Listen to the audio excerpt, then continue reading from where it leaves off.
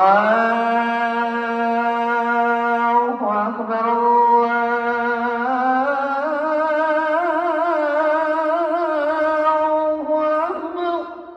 আজানের সঙ্গে এই শহরের মানুষের ছুটে চলা শুরু। শিল্পাঞ্চল কৃষিকে নির্ভর করে গড়ে ওঠা এই জেলা গত এক যুগে ধীরে ধীরে পরিণত হয়েছে শিল্পের শহরে।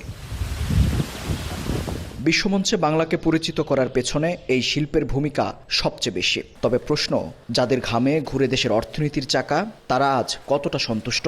আমাদের ডিপার্টমেন্টের স্বাস্থ্য সেবা কেন্দ্র অবশ্যই দরকার। যে বেতন পাচ্ছি এই বেতন দিয়ে আসলে চলাটা খুব কষ্ট।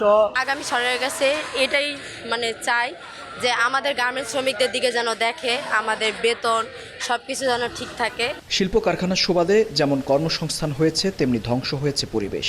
নির্বিচারে বনজার অপরিকল্পিত শিল্পায়ন আর প্রভাবশালীদের দখলে নগরের 5টি উপজেলা হারাতে বসেছে সবুজ শ্যামল উপাধি।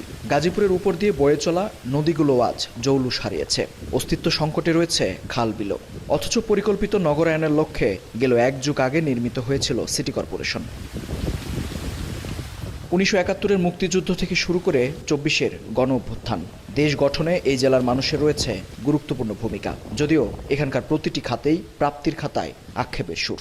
আমি চাই যে একজন স্টুডেন্ট হিসেবে আমার যিনি জেলা প্রতিনিধি হবে ওই মানুষের সাথে আমার কানেকশন থাকবে। কোনো বৈষম্য করবে না, কোনো স্বজনপ্রীতি করবে না। বৈষম্যহীন বাংলাদেশ গড়ার লক্ষ্যে আমরা যে আন্দোলন করেছি সেই সংগ্রামের প্রতিফল যেন আমরা ঘরে তুলতে পারি।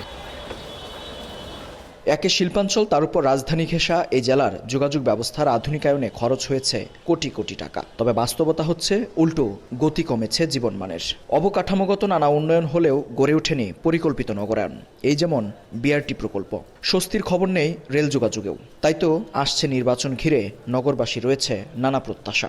বিআরটি প্রকল্প যখন হয় তখনই এটা নিয়ে আপত্তি উঠেছিল। আশঙ্কাটা আসলে সত্যি প্রমাণিত হলো। এটা চাইতেই পারি যে দীর্ঘদিনের জমে থাকা সংকট নির্বাচিত সরকার সমাধান করবে। 1806 বর্গ কিলোমিটার আয়তনের গাজীপুরের মোট ভোটার 35,46,043 জন। অবকাঠামোগত উন্নয়ন নয়, পরিকল্পিত নগরায়নের প্রত্যাশা সাধারণ মানুষের। মেহেদী হাসান, সময় সংবাদ, গাজীপুর।